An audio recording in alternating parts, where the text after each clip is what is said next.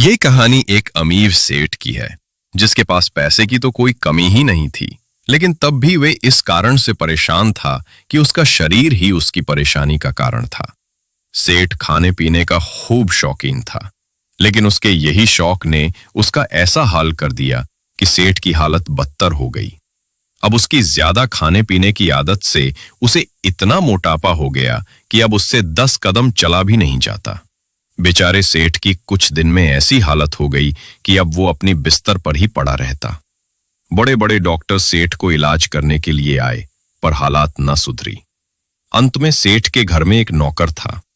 उसने सेठ से कहा कि अब मुझे एक अवसर मिलना चाहिए, मैं आपको ठीक कर दूंगा। तो पहले तो सेठ ने उसकी बातें सुनकर खूब उसका मजाक उड़ाया और बोला, जब इतने बड़े बड़े डॉक्टर में हार मान लिया तो तुम तो एक मामूली नौकर हो, तुमसे क्या ही हो जाएगा। तो नौकर ने बोला, मुझे एक अवसर तो दीजिए।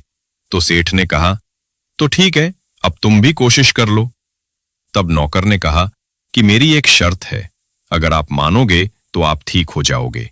तो सेठ ने कहा कि शर्त क्या है?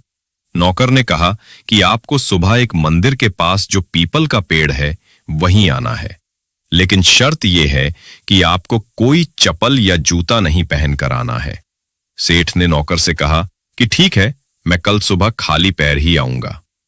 तो कल सुबह सेठ ने जाने की तैयारी की, पर उसकी हालत इतनी खराब थी कि वो पैदल नहीं जा सकता था।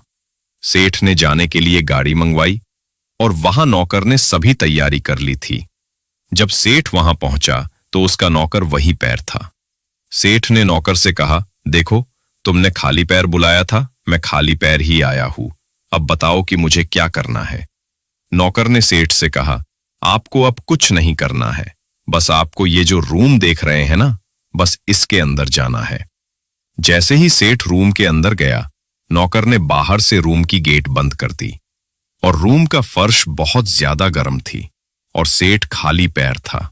सेठ ने अंदर से कहा, अरे ये फर्श बहुत गर्म है, जल्दी दरवाजा खोलो।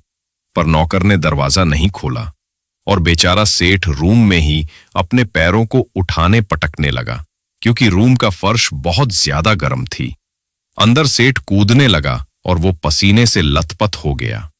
करीब 30 मिनट बाद नौकर ने दरवाजा खोला।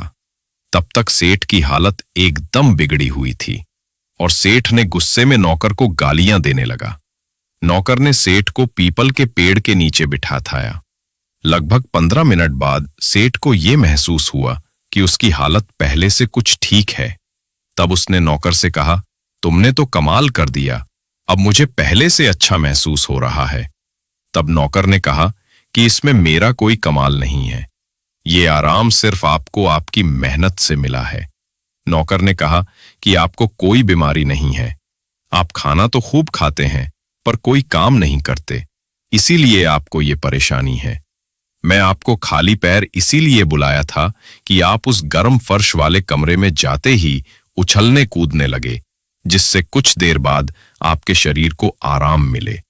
अब सेठ समझ गया था कि मैं भोजन तो खूब करता हूं पर व्यायाम नहीं करता। बाद में जाकर सेठ ने नौकर को पुरस्कार भी दिया और अपनी गलती को स्वीकार किया।